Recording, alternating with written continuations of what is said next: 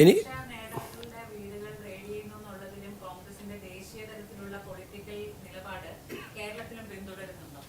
ആദ്യം ഞാനൊരു കാര്യം പറയട്ടെ. ഞാൻ എപ്പോഴാണ് മറുപടി പറയേണ്ടതെന്ന് തീരുമാനിക്കാനുള്ള അവകാശമെങ്കിൽ എനിക്ക് തരണം.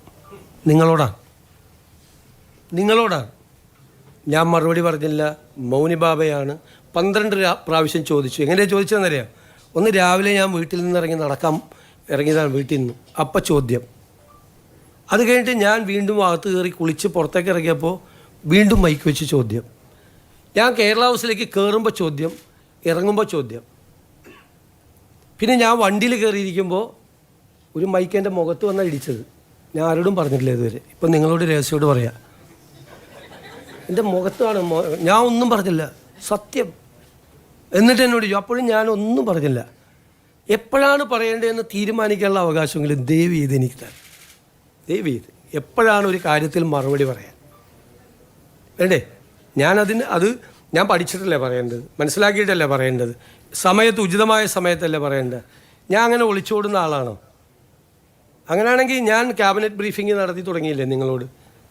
എത്ര പ്രാവശ്യം നിങ്ങൾക്ക് എല്ലാ അവസരങ്ങളും തന്നു?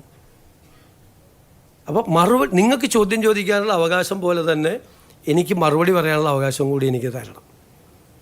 എന്നിട്ട് 12 പ്രാവശ്യം ചോദ്യം ചോദിച്ചിട്ട് പോയില്ല. 12 പ്രാവശ്യം, നിങ്ങൾക്ക് 24 പ്രാവശ്യം ചോദ്യം ചോദിക്കുക.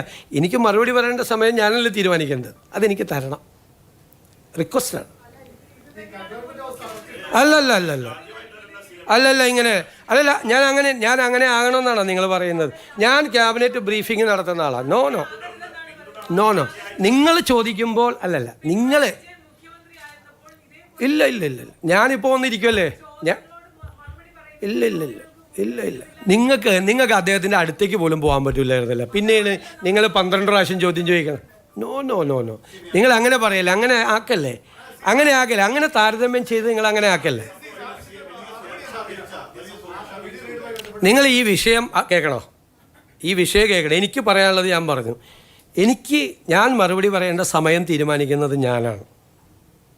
കാരണം എനിക്കത് പഠിച്ചും മനസ്സിലാക്കിയിട്ടോ പറയാൻ പാടുള്ളൂ. പെട്ടെന്നങ്ങ് പറയാൻ പറ്റില്ല.